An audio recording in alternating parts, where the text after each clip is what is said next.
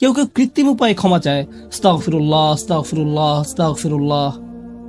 কারো কারো জন্য এটা এত নকল যে একবার আলী রাদিয়াল্লাহু তাআলা আনহু একজনকে এরূপ করতে দেখে বললেন, তোমার ইস্তেগফারেরও ইস্তেগফার প্রয়োজন, এর মাধ্যমে শুধু জিহ্বার ব্যায়ামই হয়, আর কিছু না। আমি এখন আপনাদের এমন একটি বিষয়ের কথা বলবো যা আমাদেরকে আল্লাহর নিকট ক্ষমা চাওয়া থেকে বিরত রাখে। বিষয়টা একজনের কাছে কতটুকু প্রত্যাশা করা হয় তার সাথে সম্পর্কযুক্ত। কিছু কিছু মানুষ মনে মনে এই সিদ্ধান্ত উপনীত হয়ে যায় যে আমি সারা জীবন ধরে অসংখ্য পাপে নিমজ্জিত ছিলাম, আল্লাহ মনে হয় আমাকে খুব একটা পছন্দ করেন না। কোনো কোনো মানুষ এমনকি এতদূর পর্যন্ত চলে যায় যে বলে ওঠে, আল্লাহ আমাকে পছন্দ করেন না, আল্লাহ আমার উপর খুবই রাগান্বিত। আমি জানতাম আল্লাহ এই কাজগুলো আমাকে করতে নিষেধ করেছেন, কিন্তু তারপরও আমি করেছি। শুধু একবার নয়, বহুবার এই খারাপ কাজগুলো করেছি। সুতরাং আল্লাহর ভালো মানুষের তালিকায় আমি নেই, আমার নামাজের কোনো দাম নেই। মানুষ যখন নিজের সম্পর্কে এইরকম ধারণা পোষণ করে তখন সে কি করে জানেন? আমি তো খুবই খারাপ মানুষ। আপনি কি আমার জন্য একটু দোয়া করতে পারবেন? কারণ আমি ইতোমধ্যে দোয়া করার যোগ্যতা হারিয়ে ফেলেছি। এখন আপনাকে আমার জন্য দোয়া করতে হবে, কারণ আমি আশা করছি আল্লাহ অন্তত আপনার দোয়া কবুল করবেন। এটা হয়তো আমার একটা সুযোগ তৈরি হতে পারে, কারণ আমার কথা তিনি শুনবেন না। আপনাদেরকে আবার একটু পিছনে নিয়ে যাই। নূহ আলাইহিসসালাম কাদের কাছে আল্লাহর নিকট ক্ষমা চাওয়ার এই প্রস্তাব তুলে ধরেছিলেন? নূহ আলাইহিসসালাম কি এমন মানুষদের নিকট এই প্রস্তাব তুলে ধরেছিলেন যারা সারা রাত মসজিদে কাটাতো, যারা প্রতি বছর হজ পালন করতে যেত, রোজা রাখতো এবং অন্যান্য সৎ কাজ করত? না, নূহ আলাইহিসসালাম ক্ষমা পাওয়ার এই প্রস্তাব তুলে ধরেন ইতিহাসের অন্যতম একটি বিদ্রোহী সম্প্রদায়ের প্রতি, যারা প্রজন্মের পর প্রজন্ম ধরে বিদ্রোহী ছিল। তিনি তাদের বলেন, তোমরা যদি শুধু ক্ষমা চাও, আল্লাহ শুধু তোমাদের ক্ষমা করবেন তাই নয়, বরং তিনি তোমাদের জন্য আকাশের ধনভাণ্ডার খুলে দেবেন।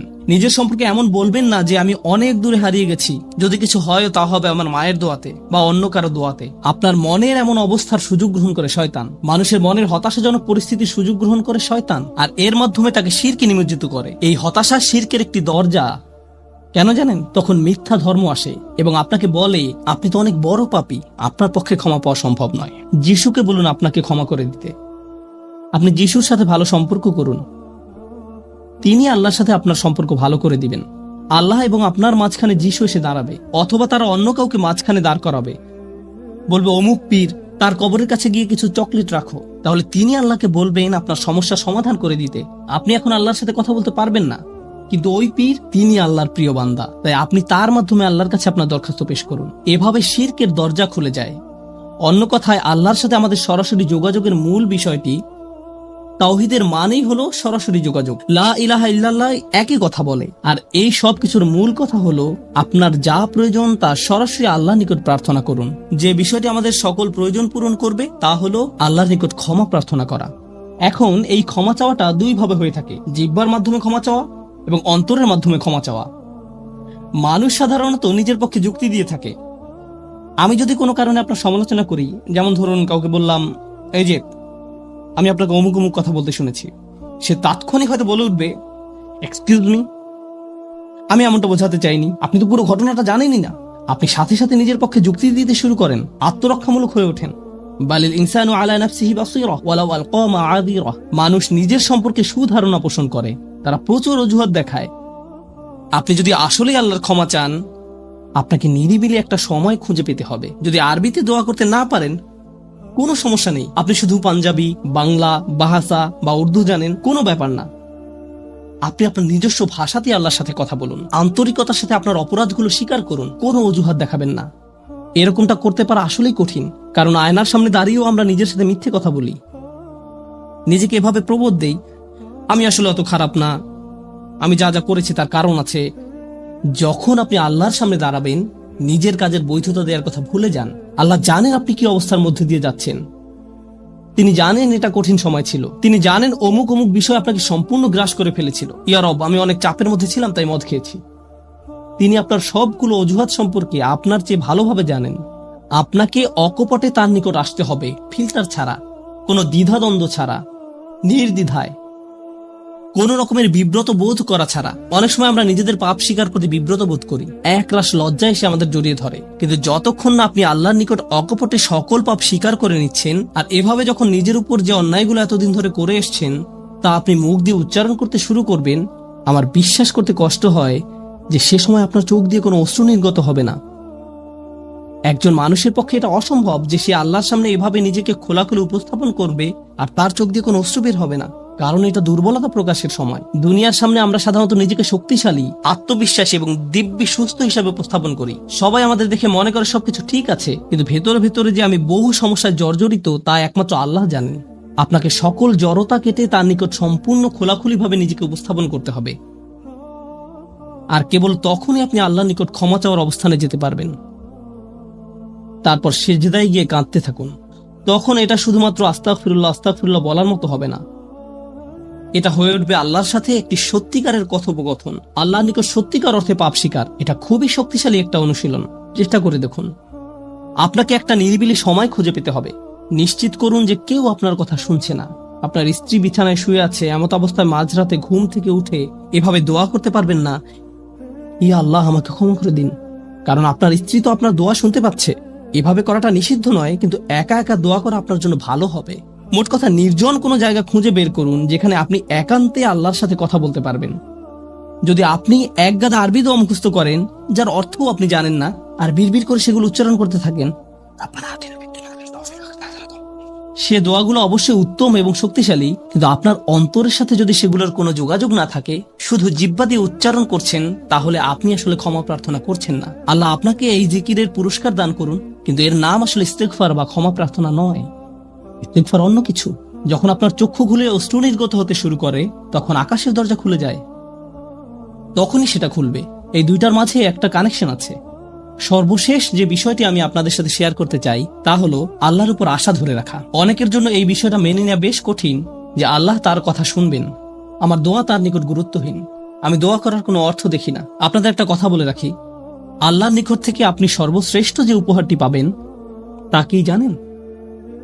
ক্ষমা। এটাই সর্বশ্রেষ্ঠ উপহার। আপনি এটার মূল্য উপলব্ধি করুন আর নাই করুন, আর যা কিছু আল্লাহ আপনাকে দিবেন বলেছেন এর সবই অতিরিক্ত। আপনাদেরকে একটা উদাহরণ দিই। আমার অনেকগুলো সন্তান আছে। ধরুন আমার এক সন্তানের উপর আমি খুবই অসন্তুষ্ট। সে কোনো একটা অন্যায় করেছে, আমি খুবই রাগান্বিত হয়ে আছি। আমার বিশ্বাস করতে কষ্ট হয় যে তুমি এটা করেছো।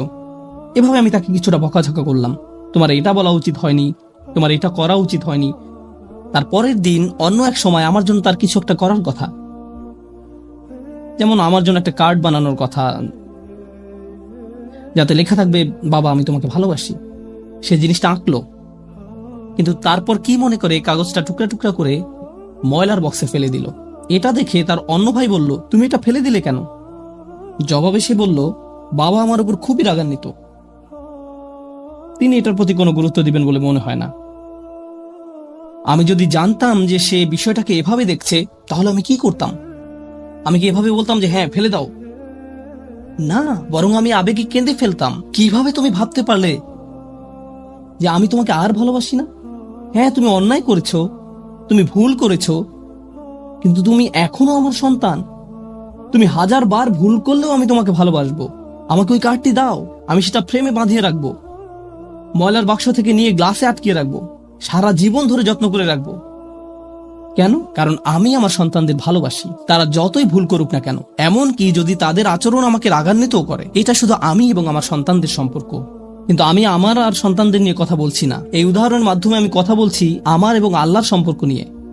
আমি ভুল করি, আল্লাহ এমনকি আমাকে বকাঝকাও করেন না।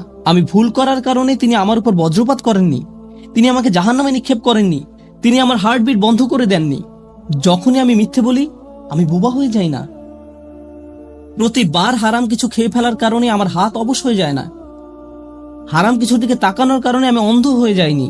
তিনি এখনো দিয়েই যাচ্ছেন। আর আমি কিনা চিন্তা করতে শুরু করলাম যে আল্লাহ আমাকে আর ভালোবাসেন না।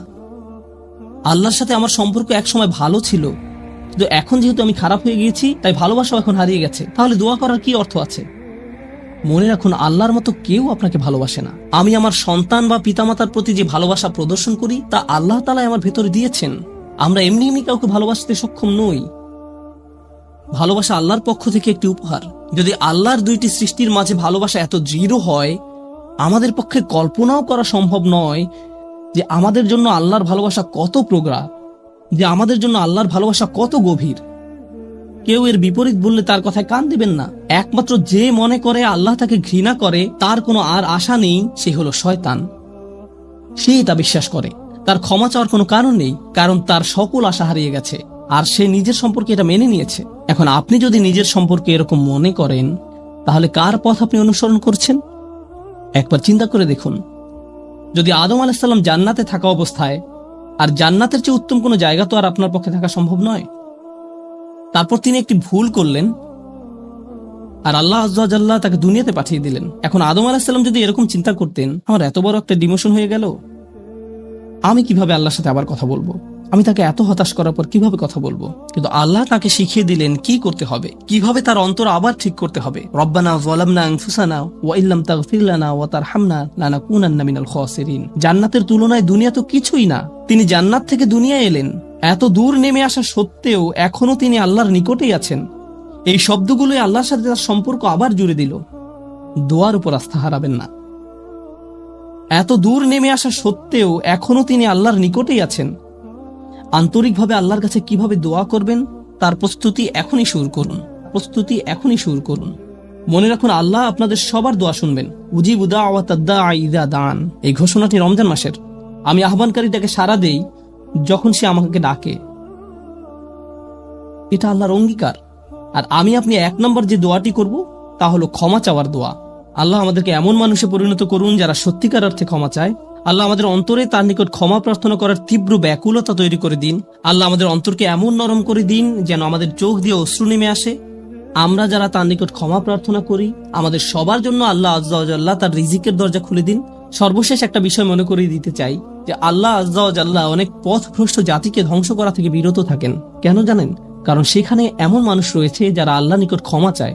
শুধু তাদের মাঝে এমন কিছু মানুষ রয়েছে যারা এখনো আল্লাহ নিকট ক্ষমা প্রার্থনা করে। তাদের কারণেই আল্লাহ গোটা জাতিকে আর ধ্বংস করেন না। ইস্তিগফার করা মানুষে পরিণত হন। আল্লাহ আমাদের সবাইকে রক্ষা করুন। বারাকাল্লাহু লি ওয়া লাকুম। আসসালামু আলাইকুম ওয়া রাহমাতুল্লাহি ওয়া বারাকাতুহু।